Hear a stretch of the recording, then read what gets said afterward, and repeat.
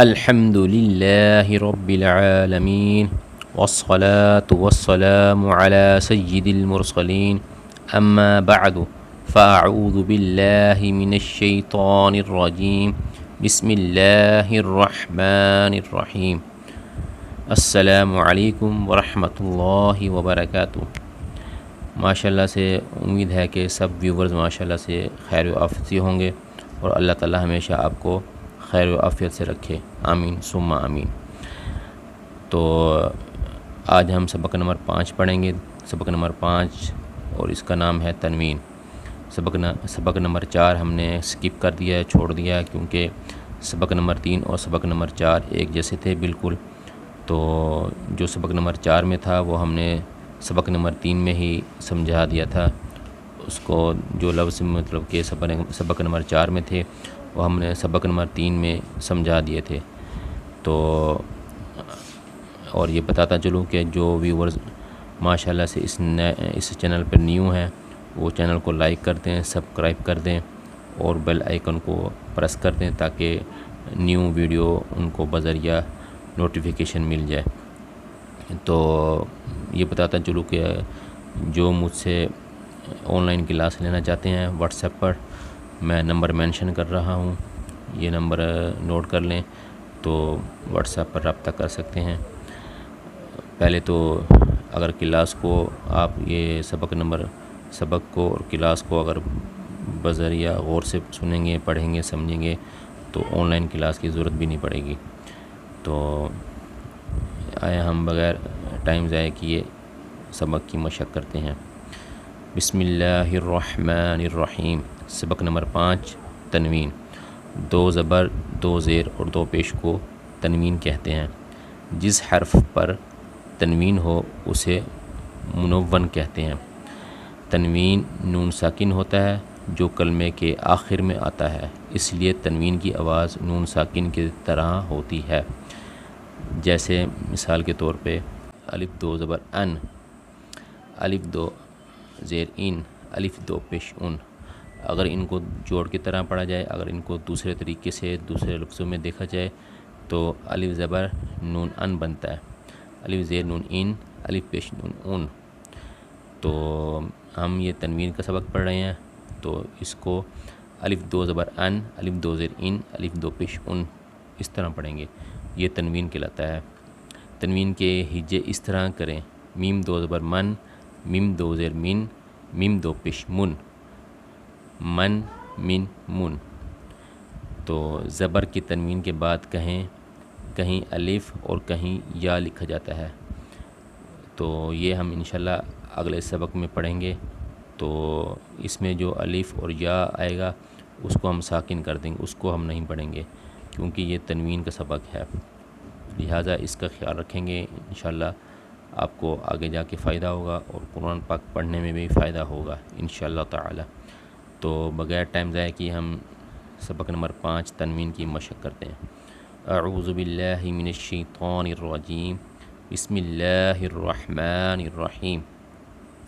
تا 2 زبر تن، تا 2 زیر تن، تا 2 پیش تن، تن تن تن۔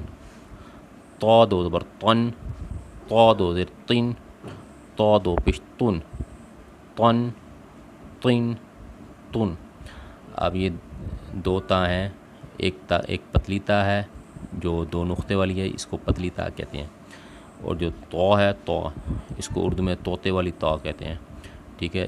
اس کو اور اس کو دیکھ لیں، آپ قرآن پاک پڑھتے ہوئے اس کا خیال کیا کریں، اس پتلی تا اور موٹی طا کو بذریعہ غور سے دیکھ لیں اور بذریعہ اس کو پڑھتے ہوئے خیال کیا کریں، انشاءاللہ فائدہ ہوگا اور تلفظ میں مائننگ میں چینجنگ نہیں ہوگی۔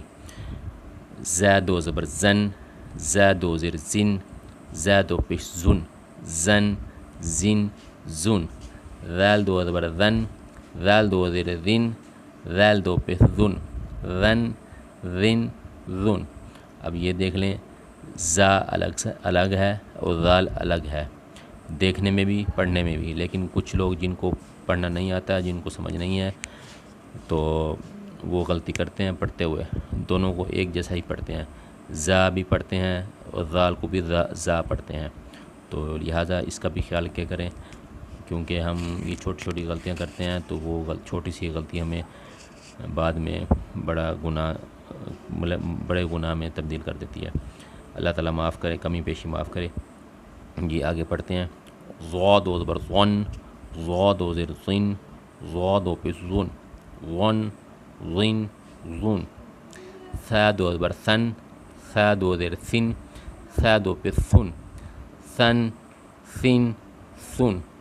سین دو زبر سن، سین دو زیر سین، سین دو پیش سن، سن سین سن۔ صاد و زبر صن، صاد و زیر صن، صاد و پیش سن، صن صن سن۔ جی اب یہ دیکھ لیں، سین، ثا اور صاد، ان تینوں کی شکل میں بھی فرق ہے، پڑھنے میں بھی فرق ہے، تو لہٰذا اس کو غور سے دیکھیں، پڑھیں، سمجھیں، انشاءاللہ فائدہ ہوگا، اور قرآن پاک پڑھنے میں انشاءاللہ تلفظ آپ کا صحیح رہے گا۔ جی آگے بڑھتے ہیں۔ دال دو زبر دن، دال دو زیر دن، دال دو پیش دن، دن دن دن۔ ضاد دو زبر طن، ضاد دو زیر دن، ضاد دو پیش دن، دن دن دن۔ تو اس کو دیکھیں کہ کچھ لوگ کہتے ہیں کہ دال اور ضاد سیم ایک جیسے الفاظ پڑھے جاتے ہیں، لیکن ان کی شکل میں بھی فرق ہے، ان کے پڑھنے میں بھی فرق ہے۔ لیکن یہ دیکھ لیں، دال ہے، دال، دال دو زبر دن، اور ضاد کو دیکھیں، ضاد ضاد، ضاد دو زبر طن، طن، ٹھیک ہے۔ اور آپ اس کو غور سے دیکھیں یہ کیسے اس میں فرق ہے، تو انشاءاللہ آگے پڑھتے ہیں۔ کاف دو زبر کن، کاف دو زیر کن، کاف دو پیش کن، کن کن کن۔ قاف دو زبر قن، قاف دو زیر قن، قاف دو پیش قن، قن قن قن۔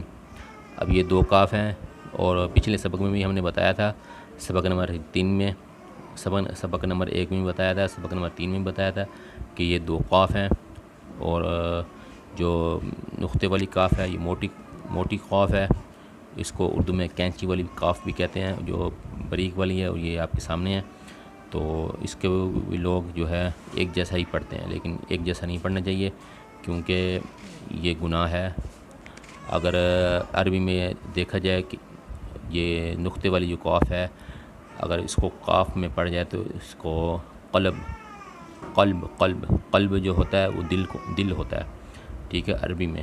اگر یہ پتلی والی کاف ہے، اس کو اگر کلب پڑھیں، کلب کا میننگ ہے کتا، اور جو نقطے والی قاف ہے اس کو اگر ہم قلب پڑھیں، قلب، یہ ہے، اس کا مطلب ہے دل۔ تو اب یہ دیکھ لیں، اس میں شکل میں بھی دیکھ لیں، اس کی میننگ میں بھی دیکھ لیں، عربی لہجہ بھی دیکھ لیں آپ، کتنا فرق ہے۔ تو اس لیے ہم چھوٹی چھوٹی سی غلطیاں کرتے ہیں، یہ غلطی بڑی غلطی ہوتی ہے، تو اللہ تعالیٰ ہمیں کمی بیشی معاف کرے۔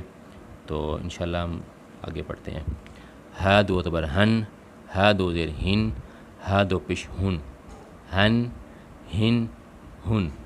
ہا دو زبر ہن، ہا دو زیر ہن، ہا دو پیش ہن، ہن ہن ہن۔ اب یہ دیکھ لیں، میں نے پچھلے سبق میں بتایا تھا کہ یہ اینک والی ہا ہے، یہ موٹی ہا ہے جو سینے سے نکلتی ہے، اور یہ باریک والی ہا ہے، اس کو اردو میں حلوے والی بھی ہا کہتے ہیں، یہ حلق سے نکلتی ہے، بالکل حلق سے۔ میں نے بتایا تھا کہ جو آپ کا حلق ہے، جو آپ کی گردن ہے، اس میں انگلی رکھیں گے، انشاءاللہ آپ اس کو پڑھیں گے تو آپ کی ہا بالکل آرام سے بہتر نکلے گی۔ یہ آگے پڑھتے ہیں۔ حمزہ دو زبر ان، حمزہ دو زیر ان، حمزہ دو پیش ان، ان ان۔ عین دو زبر عن، عین دو زیر عین، عین دو پیش عن، عن عین عن۔ جی اب یہ دیکھیں کہ حمزہ اور عین شکل، حمزہ کو اگر عین کو اگر آدھی شکل میں دیکھیں تو وہ حمزہ لگتی ہے، ٹھیک ہے، لیکن پڑھنے میں بالکل الگ ہے۔ اگر دیکھا جائے عین کی پوری شکل دیکھا جائے وہ الگ ہے، حمزہ الگ ہے۔ تو کچھ لوگ جو ہیں جن کو مطلب کہ نہیں آتا پڑھنا، وہ حمزہ کو اور عین کو ایک جیسا پڑھتے ہیں، جیسے کہ حمزہ دو زبر ان، ٹھیک ہے، اور اگر عین جیسے پڑھیں گے، عین دو زبر ان، یہ بھی ان وہ بھی ان، نہیں، حمزہ دو زبر ان ہے، اور عین دو زبر عن عن عن عن یہ بھی ہمارے گردن مطلب کہ حلق سے نکلتی ہے عن، ٹھیک ہے، اس کا خیال کیا کریں، اس کو سمجھیں، انشاءاللہ فائدہ ہوگا۔ تو آگے بڑھتے ہیں۔ خا دو زبر خن، خا دو زیر خین، خا دو پیش خون، خن خین خون۔ غین دو زبر غن، غین دو زیر غین، غین دو پیش غن، غن غین غن۔